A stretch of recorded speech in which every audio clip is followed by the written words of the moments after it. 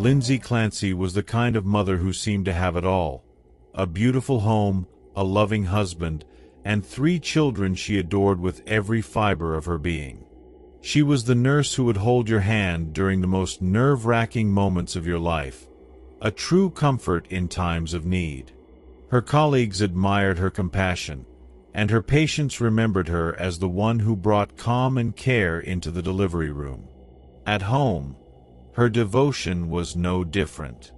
Her social media was a canvas of gratitude, filled with snapshots of her children playing in the yard, grinning with innocence and joy. Beneath each photo, her words told the same story. "I feel like the luckiest mama in the world." She wanted the world to know how much her family meant to her. To the outside world, she lived a life many envied: a dream family, a fulfilling career, a home full of laughter and love. But sometimes, what you see on the surface is just a shadow of the truth. Behind Lindsay's smiles, behind the warm family photos, was a hidden battle, a struggle so profound it would lead to an unimaginable tragedy. No one could have predicted what would happen next. Lindsay Clancy had the kind of presence that lingered long after you met her. She was gentle, warm, and radiated a sense of calm that put people at ease. It was this quality, this quiet compassion, that made her not only a remarkable nurse but someone her friends and family treasured. Lindsay wasn't just kind, she was devoted. Whether it was her patients, her children, or her husband, Patrick, she gave her heart to the people in her life. From the beginning, Lindsay stood out.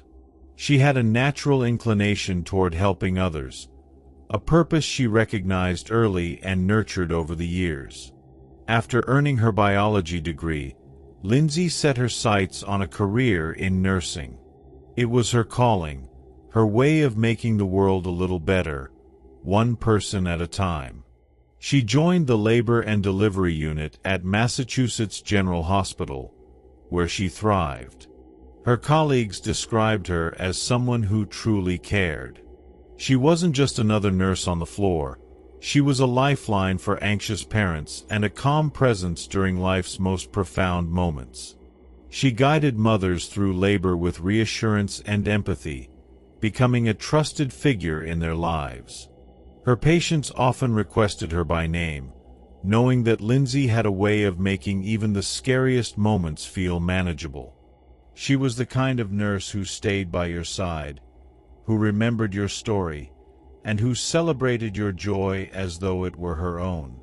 Away from work, Lindsay's life was equally filled with purpose and love.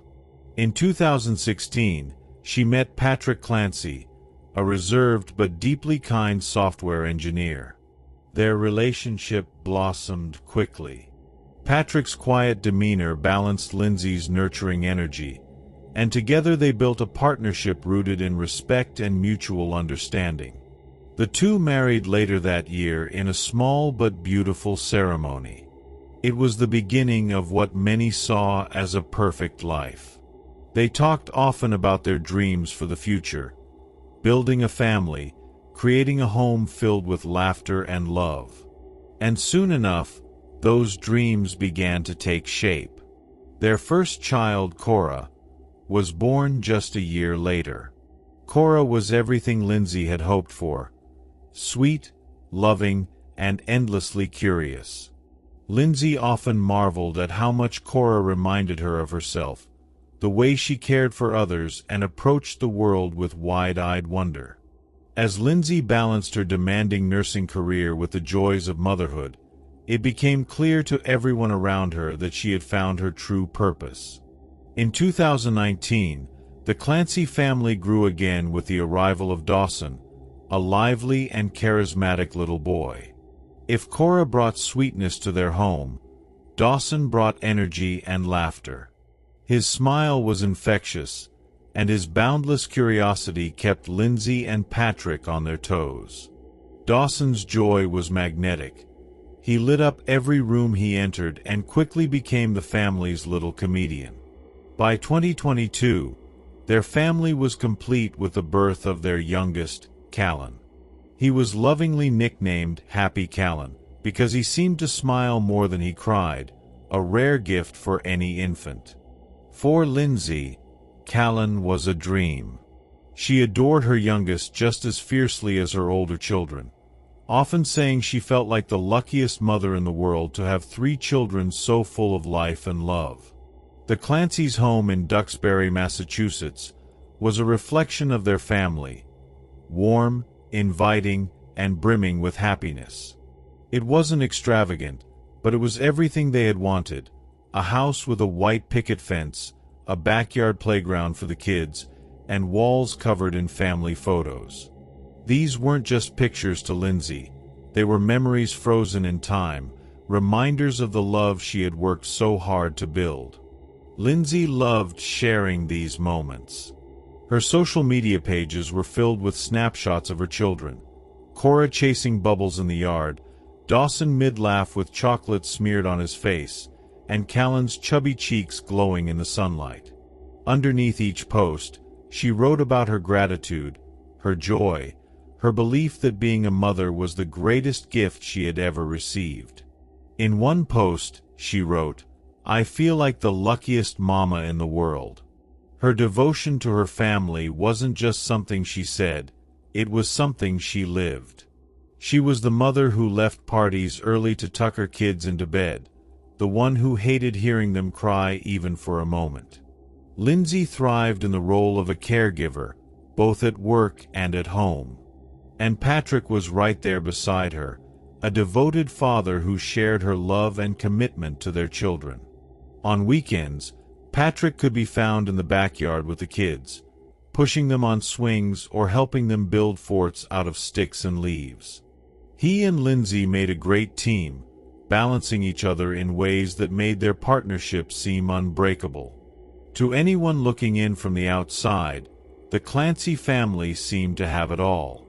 Friends described them as the kind of family you'd want to know: happy, grounded, and deeply in love. Their life in Duxbury was idyllic, the kind of life that made people believe in the American dream. But sometimes, what you see on the surface is just a reflection, a carefully constructed image that hides the truth beneath. Even the most perfect-seeming lives can hide deep, invisible cracks. And for Lindsay, those cracks were beginning to grow. At first, they were small, almost imperceptible. A missed moment of joy here, a fleeting sense of overwhelm there. But over time, those cracks began to widen. Lindsay, the devoted mother, the beloved nurse, the glue that held her family together, was quietly fighting a battle no one else could see. And as the months went on, the weight of that battle became too much to bear. What happened next would leave everyone who knew her questioning how such a bright, loving life could spiral into such darkness.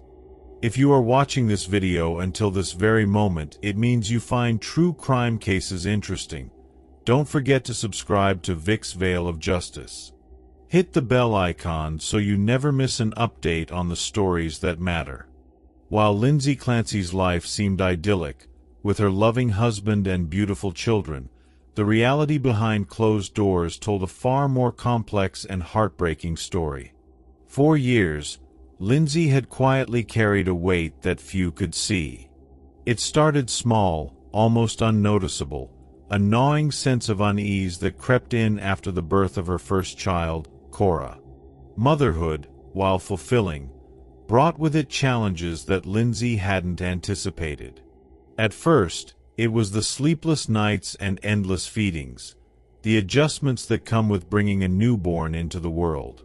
Like many mothers, Lindsay felt overwhelmed, but she pressed on, determined to give her children the very best of herself.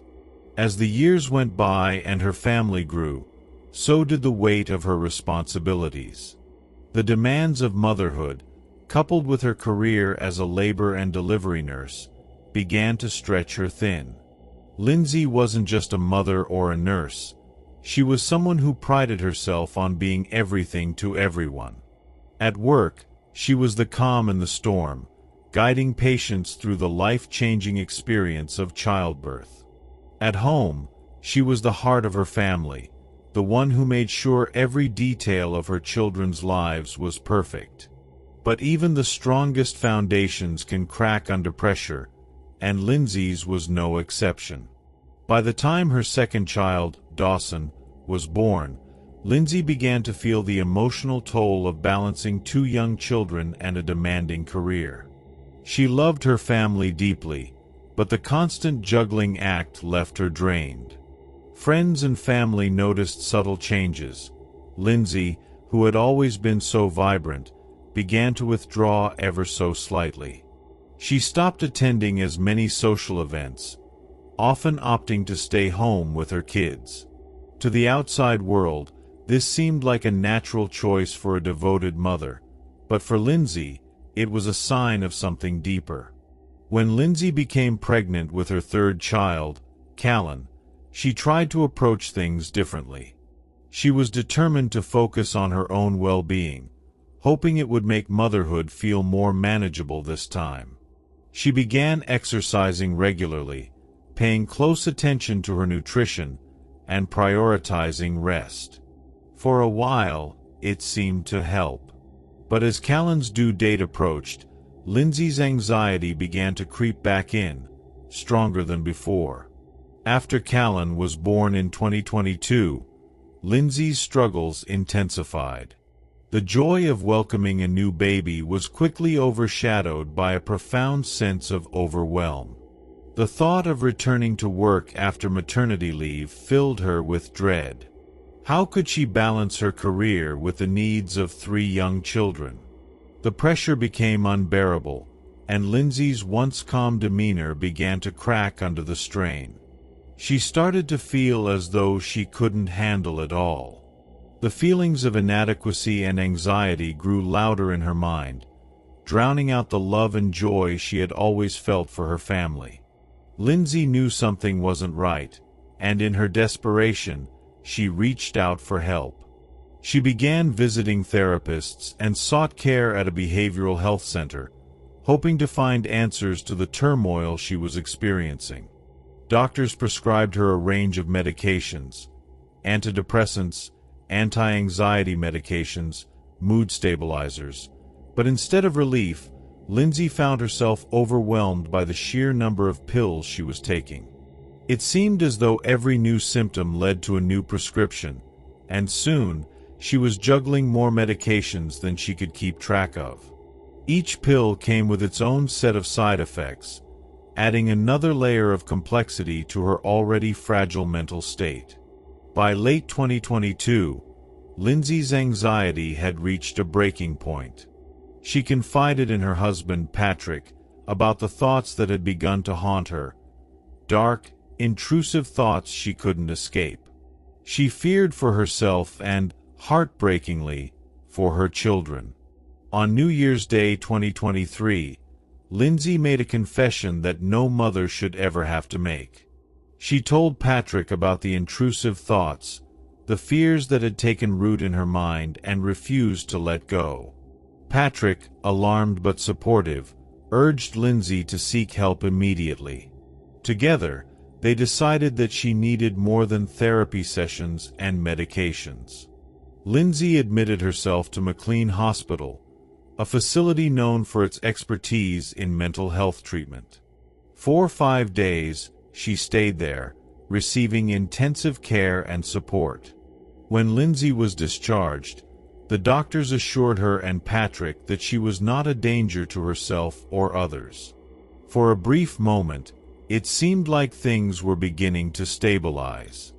Lindsay tried to resume her life, focusing on her children and her own healing.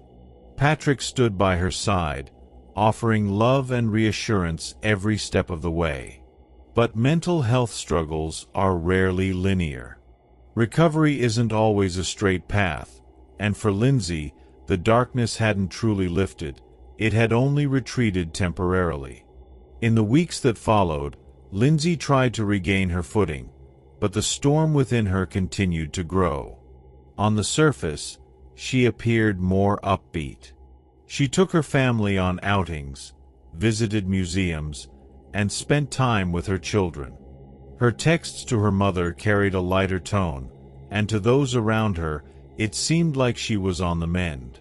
But appearances can be deceiving. Behind her smile was a battle that no one else could see. And in the quiet moments, when the distractions faded and the weight of her thoughts returned, Lindsay found herself sinking further into despair. But in the weeks that followed, the darkness she fought would come to a breaking point. January 24, 2023, began like so many other days in the Clancy household. Routine, normal, and seemingly full of the everyday moments that make life feel secure. The morning light filtered into their Duxbury home as Lindsay prepared her 3 children for the day ahead. Cora, her eldest, who was 5 years old, chattered excitedly about an upcoming school activity. Dawson, 3 years old, mimicked his sister with boundless energy, while baby Callan, not yet 1, giggled in his high chair as Lindsay tidied up the kitchen. Lindsay, ever the devoted mother, had scheduled a doctor's appointment for her children that morning. She bundled them up, their winter coats zipped tight against the cold Massachusetts air, and buckled them into the car. Patrick, working from home that day, kissed them goodbye as they left. Everything about the morning felt ordinary, predictable even. But as the hours passed, that ordinary day would take a turn no one could have foreseen. At the doctor's office, the children were playful, their laughter filling the small waiting room. The routine checkups went smoothly, and Lindsay's calm, motherly presence reassured them during the brief moments of discomfort. She knew how to make them feel safe. The doctor smiled warmly at her as they left, commending her for how well-behaved her children were. Lindsay smiled back, but behind her eyes, there was something else, something distant, something heavy. By the afternoon, the Clancy children were back home, playing in the snow. The white expanse of their backyard became their playground as Cora built small snow figures and Dawson eagerly pelted his sister with soft, powdery snowballs. Callan, too young to join in fully, watched from Lindsay's arms, his cheeks rosy from the cold. Lindsay captured these moments on her phone, snapping pictures of her children's joy, preserving what appeared to be a perfect day. She sent those photos to Patrick and her mother, sharing the simple happiness of her family's life. But even as she smiled at the snowy scene before her, something deeper churned inside her. As the afternoon turned to evening, the warmth of their home offered refuge from the chill outside. The children were tired from their adventures, and Lindsay set about her usual routine, tidying up and thinking about dinner. It had been a long day, and she hadn't prepared a meal. From the basement, where Patrick was working, she texted him a suggestion. "Any chance you want to do takeout from the 3V? I didn't cook anything. It's been a long day." Patrick agreed, choosing a dish for himself while Lindsay selected something lighter, the Mediterranean Power Bowl. At around 5:10 p.m., Lindsay called the restaurant to place the order. She mentioned that Patrick would pick it up and added a reminder for him to stop by CVS on the way back to get the children's medication. Her tone was casual. Nothing in her voice suggested the storm that was brewing within her. At 5:15 p.m., Patrick left the house, his footsteps fading down the driveway. As he drove away, Lindsay was alone with her thoughts.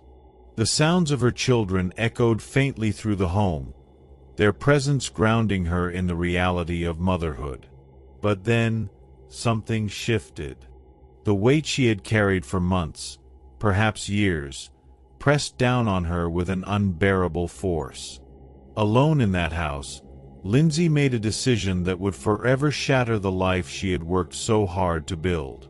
By 6 p.m., Patrick returned home. The chill of the evening air followed him as he stepped inside, his arms full with the takeout bags and medications. He called out to Lindsay, expecting her familiar voice to greet him. But there was no reply.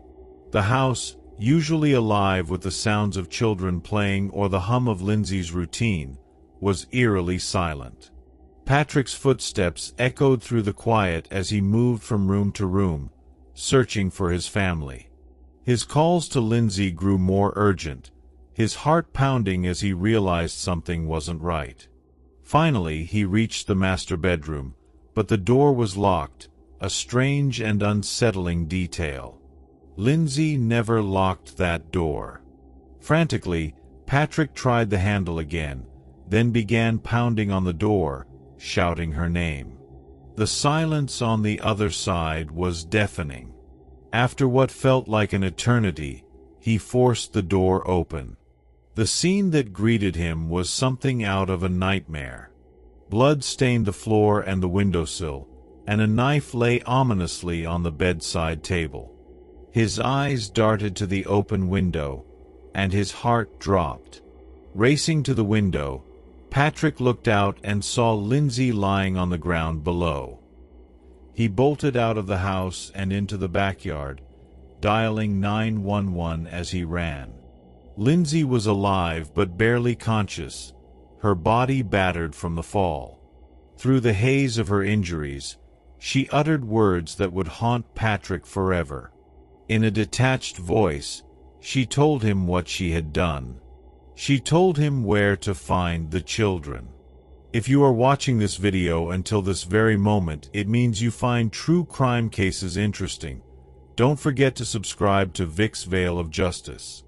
Hit the bell icon so you never miss an update on the stories that matter. Patrick's mind raced.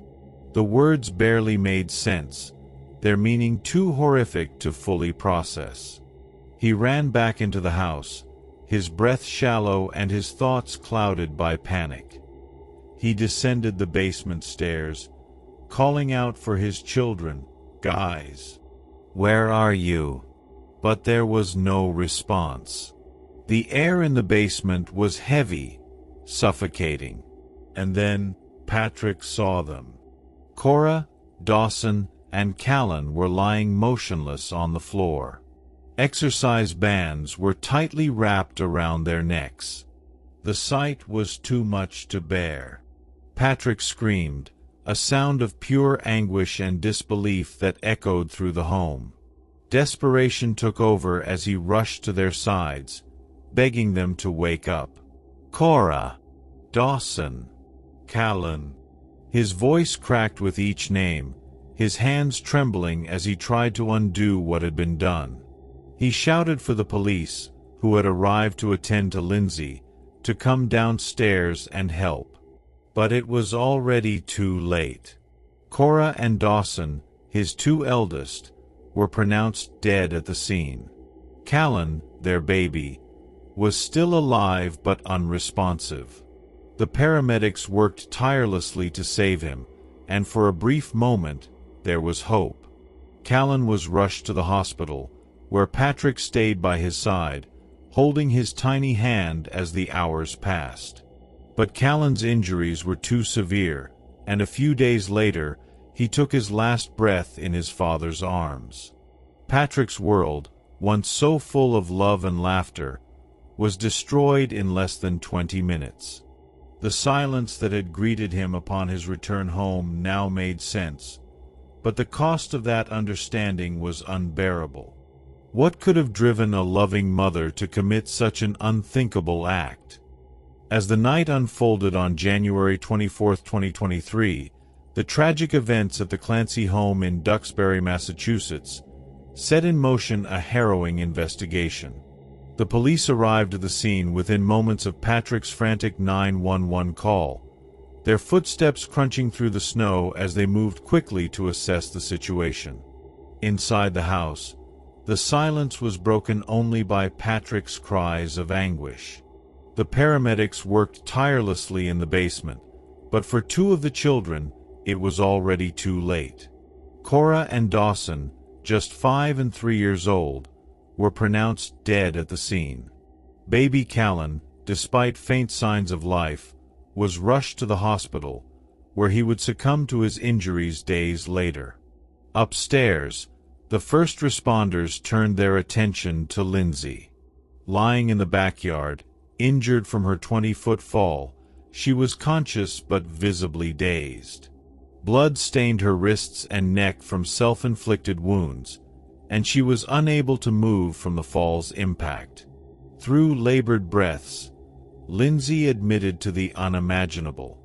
In a detached tone, she confessed to harming her children, providing just enough detail to confirm the horror that Patrick had already discovered.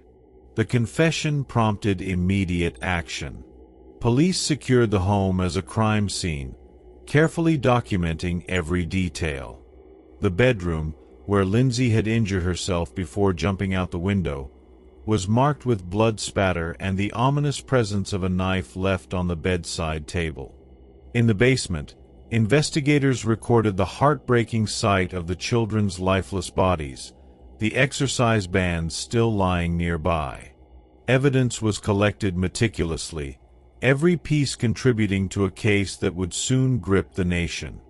Lindsay was taken to the hospital under police custody, where she received treatment for her injuries. Despite the physical trauma, she remained stable enough to undergo questioning in the days that followed. During those sessions, Lindsay admitted to planning the act, a detail that sent shockwaves through everyone involved. What could drive a mother, someone who had seemingly dedicated her life to her children, to commit such an unthinkable crime? As the case moved into the legal system, the complexities of Lindsay's mental health became central to the investigation. Her defense team quickly raised the possibility of postpartum psychosis, a rare but severe mental health condition that can cause hallucinations, delusions, and a complete detachment from reality. According to the defense, Lindsay's actions were not the product of malice but of a mind that had been consumed by illness. They pointed to her recent history of anxiety, her admission to McLean Hospital weeks before the tragedy, and the overwhelming number of medications she had been prescribed in the months leading up to the crime. The list of medications was staggering: 13 different prescriptions within 4 months. Antidepressants, anti-anxiety drugs, mood stabilizers, sedatives. The combination was dizzying, and the side effects of such a cocktail were profound. Lindsay's attorneys argued that the over-medication had exacerbated her mental state, pushing her to the breaking point. Postpartum psychosis, coupled with these medications, they claimed, had clouded her judgment to such an extent that she could not be held fully responsible for her actions.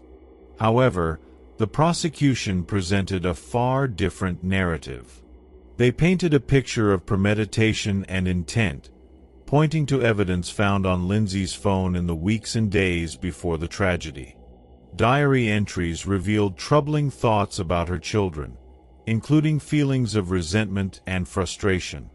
In one entry, Lindsay expressed guilt over how her older children seemed to distract her from caring for baby Callan the way she wanted. The prosecution also highlighted online searches Lindsay had conducted, which included phrases like "ways to kill" and inquiries about treating sociopathy. For the prosecution, these details were damning.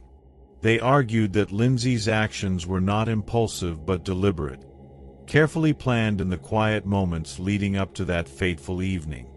To support this claim, they pointed to the timeline of events. Lindsay had suggested takeout to Patrick and calculated how long it would take him to drive to the restaurant and CVS. They argued that this showed forethought, an effort to create a window of opportunity when she would be alone with the children. The prosecution's case was bolstered by toxicology reports, which showed that while Lindsay had medications in her system, they were all within therapeutic levels. This, they argued, undermined the defense's claim that over-medication had driven her to act. As the legal battle unfolded, the case captured national attention. It sparked heated debates about mental health, motherhood, and the expectations placed on women in society. Public opinion was deeply divided. Some sympathized with Lindsay, viewing her as a victim of postpartum psychosis, a condition that few truly understand. Others saw her as a calculating figure who had betrayed the very essence of motherhood. If you are finding this story compelling and want to explore more true crime cases, don't forget to subscribe to Vic's Veil of Justice. Hit the bell icon so you never miss an update on the stories that matter. At the center of this maelstrom was Patrick Clancy, a grieving father who had lost everything. Patrick's public statements reflected a depth of compassion that was as heartbreaking as it was remarkable.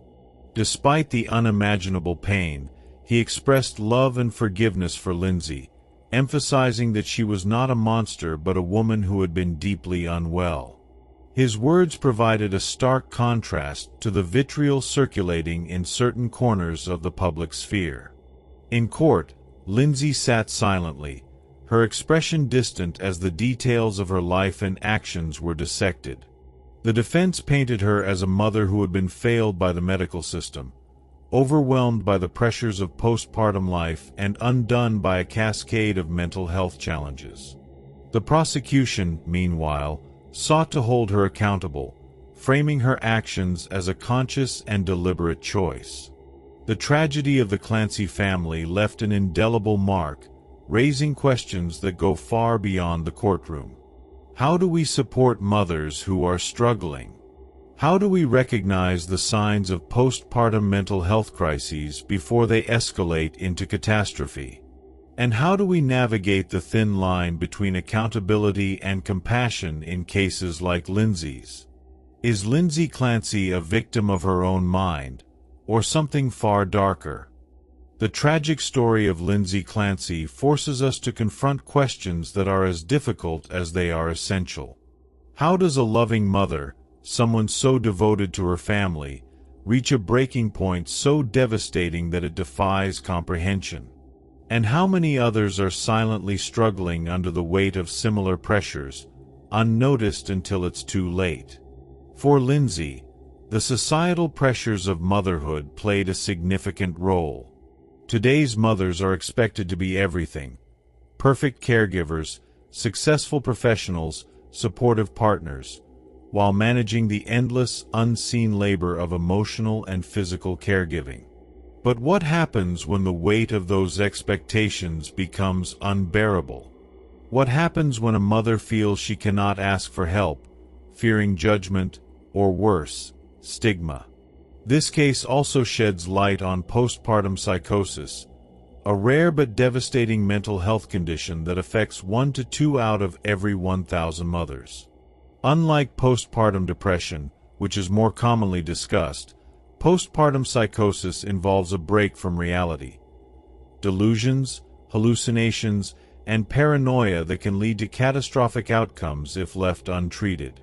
It is a condition that few understand and even fewer recognize until the consequences have already unfolded. For Patrick Clancy, the grief of losing his 3 children is unimaginable. Yet, in the face of such profound loss, Patrick's words have been nothing short of extraordinary. In a public statement, he described his love for Lindsay and his belief that she was not a monster but a woman who had been overcome by mental illness. His forgiveness, his compassion, is both a testament to his strength and a reflection of the deep love that once defined their family. Patrick's grief is a stark reminder of the ripple effects of untreated mental health conditions. He has not only lost his children but also the life he once knew, a life he had built with Lindsay, a life that, on the surface, seemed so full of joy and promise. This tragedy forces us to ask ourselves, are we doing enough to support those who are struggling? Are we creating an environment where mothers, fathers, and families feel safe to seek help without fear of judgment? And are we addressing mental health with the urgency it demands, recognizing that conditions like postpartum psychosis are medical emergencies requiring immediate intervention? Mental health is not a solitary struggle. It is a societal issue, one that demands compassion, education, and systemic change. The stigma surrounding mental health, particularly for mothers, must be dismantled. We must create spaces where asking for help is not seen as a weakness but as a vital step toward healing. If Lindsay Clancy's story teaches us anything, it is the importance of vigilance, understanding, and support. It reminds us that the silent battles people face are often the most dangerous and that the cost of ignoring them can be devastating. If you or someone you know is struggling with mental health, please seek help. You are not alone. There are resources available, and there is hope even in the darkest moments. Contact the National Suicide Prevention Lifeline at 988 or reach out to Postpartum Support International for specialized help with perinatal mental health. As we reflect on this tragedy, let us also remember the lives that were lost: Cora, Dawson, and Callan. 3 innocent children whose laughter once filled their home, whose futures were filled with so much potential. May their memory serve as a call to action, reminding us to hold space for those who are struggling and to work toward a world where tragedies like this can be prevented.